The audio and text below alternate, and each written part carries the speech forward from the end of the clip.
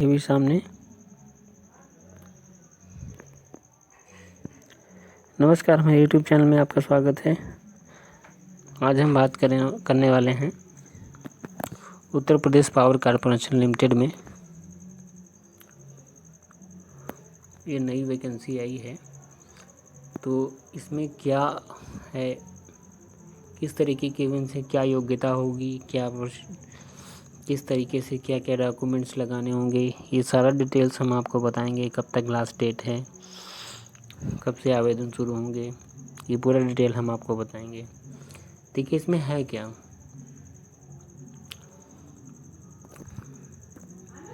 Uttar Pradesh power corporation limited एवं इसके सहयोगी वितरण नियमों हेतु समूह गा के अंतर्गत शिविर सहायक ग्रेड 3 के निम्नलिखित श्रेणीवार रिक्त पदों पर सीधी भर्ती के माध्यम से प्रतियोगात्मक परीक्षा द्वारा चयन हेतु अर्हता रखने वाले भारतीय नागरिकों से आवेदन ऑनलाइन माध्यम से केवल आवेदन, यानी कि ऑनलाइन माध्यम से आवेदन आमंत्रित किए जाएंगे। ठीक है, किसी अन्य माध्यम से आवेदन पत्र स्वीकार नहीं किए जाएंगे। इसमें अनारक्षित के 21 पद हैं, यानी जनरल के, और आर्थिक रूप से कमज़ोर जो हैं इसके 2 पद हैं। अन्य पिछड़ा वर्ग जो नॉन क्रीमिलेयर है इसके पद नहीं है। अनुसूचित जाति के भी पद नहीं है। अनुसूचित जनजाति का सिर्फ 1 वैकेंसी है, यानी 1 पद है।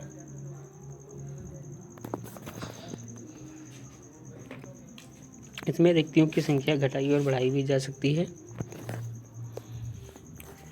आवेदन करने वाले अभ्यर्थियों के पास आधार कार्ड अथवा विधिमान्य फोटोयुक्त पहचान पत्र का होना अनिवार्य है।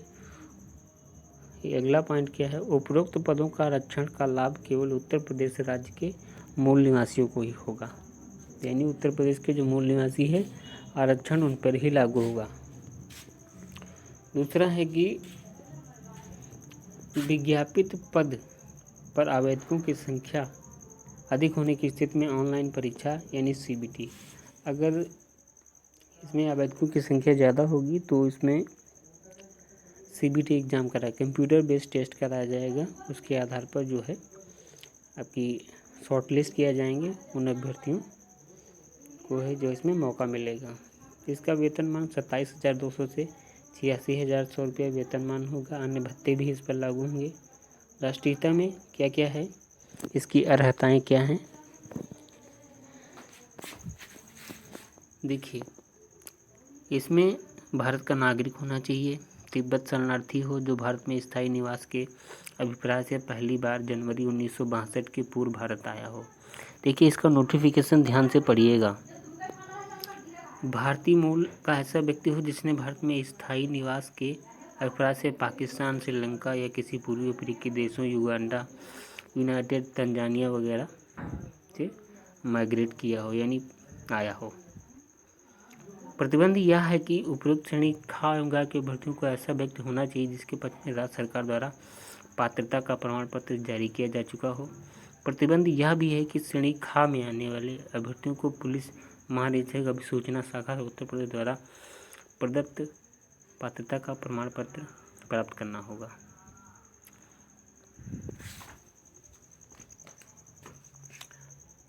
अगला पॉइंट इसका है, अग्रिम प्रतिबंध यह है कि उपरोक्त श्रेणी गा में आने वाले अभ्यर्थी को पात्रता प्रमाण पत्र में दी गई अवधि के पश्चात सेवा में नहीं रखा जाएगा जब तक उसे भारतीय नागरिकता का प्रमाण पत्र प्राप्त ना हो। अगला क्या है, चरित्र प्रमाण पत्र भी आपको लगाना पड़ेगा। नियुक्ति पदाधिकारी द्वारा पुलिस के माध्यम से अभ्यर्थी के चरित्र एवं पूर्ववत का सत्यापन करवाया जाएगा। सेवा के मध्य कभी भी पुलिस द्वारा अच्छे चरित्र के प्रतिकूल सूचित किया जाता है तो उसे निरंतर सेवा में उसे आज्ञा नहीं दी जाएगी।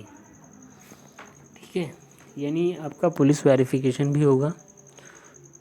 और क्या करना है, इसमें स्वच्छता प्रमाण पत्र भी लगाना होगा। प्रत्येक अभ्यर्थी जो प्रतियोगी परीक्षा के परिणाम के आधार पर नियुक्ति हेतु पात्र पाए जाएंगे को सेवा में कार्यभार ग्रहण करने से पूर्व मानसिक एवं स्वस्थता यानी मेडिकल सर्टिफिकेट भी आपको लगाना पड़ेगा, जो आप CMO से भी बना सकते हैं, मुख्य चिकित्सा अधिकारी से भी, या उप मुख्य चिकित्सा अधिकारी से भी बना सकते हैं।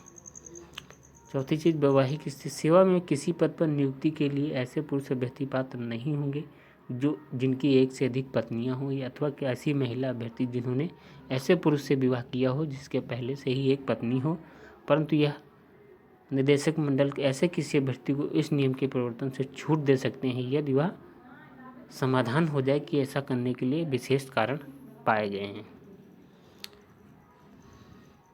इसमें नोट करके दिया भी है कि केंद्र सरकार, राज्य सरकार या केंद्र के स्वामित्वाधीन या नियंत्रणाधीन किसी प्राधिकरण, निगम या निकाय द्वारा सेवा से अगर डिसमिस किया जा चुका है तो ऐसे भी अभ्यर्थी पात्र नहीं होंगे। देखिए, अनिवार्य अर्हताएं और चयन प्रक्रिया क्या है। भारत में विधि द्वारा स्थापित किसी मान्यता प्राप्त विश्वविद्यालय से स्नातक की उपाधि या उसके समकक्ष उपाधि प्राप्त की हो। हिंदी आशुलेखन में न्यूनतम 60 शब्द प्रति मिनट की गति अनिवार्य होगी, यानी जो टाइपिंग की गति है वो 60 शब्द प्रति मिनट की होनी चाहिए। कंप्यूटर पर हिंदी टंकण में यानी हिंदी टाइपिंग में 30 शब्द प्रति मिनट की गति होनी चाहिए।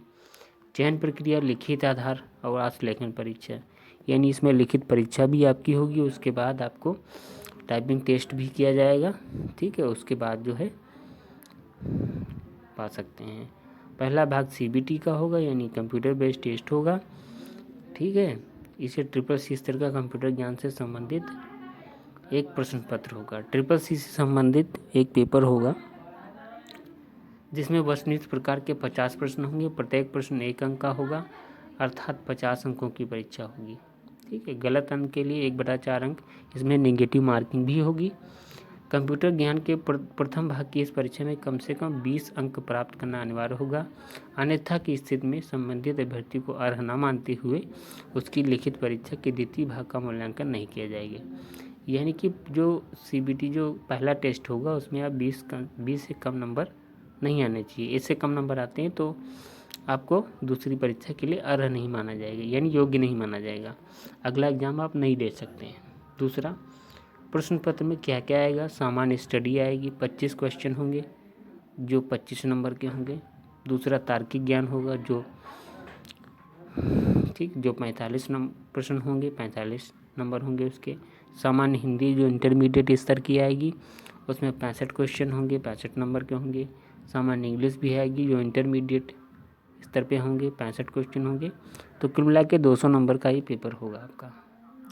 तीसरा भाग इसका है CBT में प्राप्त किए गए अंकों के आधार पर ही आपको जो है अगली परीक्षा यानी हिंदी जो टंकण होगा, आशुलेखन परीक्षा होगी, उसके आपके लिए अर्ह माना जाएगा।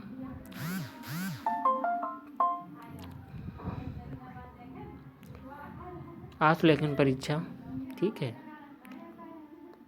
कि दिए जाने वाले डिक्टेशन हेतु 5 मिनट का समय निर्धारित होगा।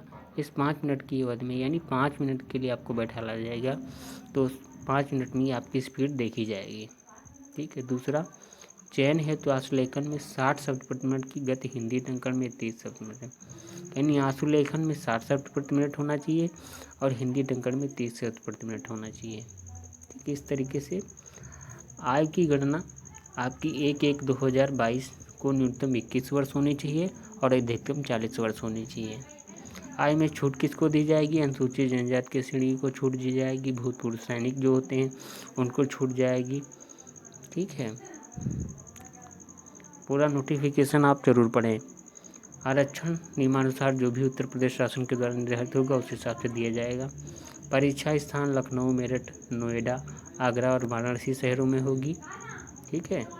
अनिवार्य अर्हताएं जैसे सूचना, जैसे इसमें है कि अभ्यर्थी को ऑनलाइन आवेदन पत्र में उपलब्ध कराई गई सूचना के आधार पर CBT में अस्थायी रूप से सम्मिलित किया जाएगा। अभ्यर्थी द्वारा मात्र ऑनलाइन परीक्षा में सम्मिलित होने से अर्हता अथवा चयन का अधिकार स्वतः प्राप्त नहीं हो जाएगा। ठीक है। तो इसमें अनापत्ति प्रमाण पत्र भी हैं। यदि कोई अभ्यर्थी किसी सरकारी या शासी विभाग में कार्यरत है तो उसे नियुक्ति के समय अपने विभागाध्यक्ष द्वारा अनापत्ति प्रमाण पत्र प्रस्तुत करना होगा। यानी पहले से अगर कोई जॉब कर रहा है गवर्नमेंट जॉब तो उसका अनापत्ति NOC सर्टिफिकेट लगाना पड़ेगा। उत्तर प्रदेश के आवेदन शुल्क क्या क्या होगा?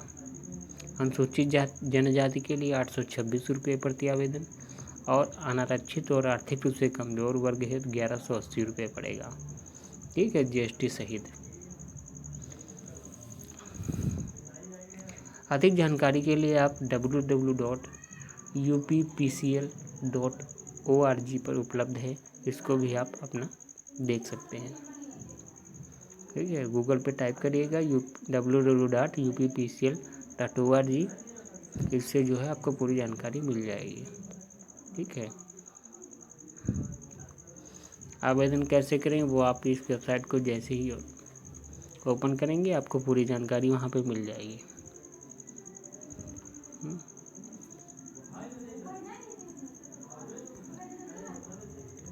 ऑनलाइन आवेदन करने की जो पूर्ण करने की तिथियां हैं 25 तारीख से 15 तारीख तक हैं, यानी 25 मई से 15 जून तक है।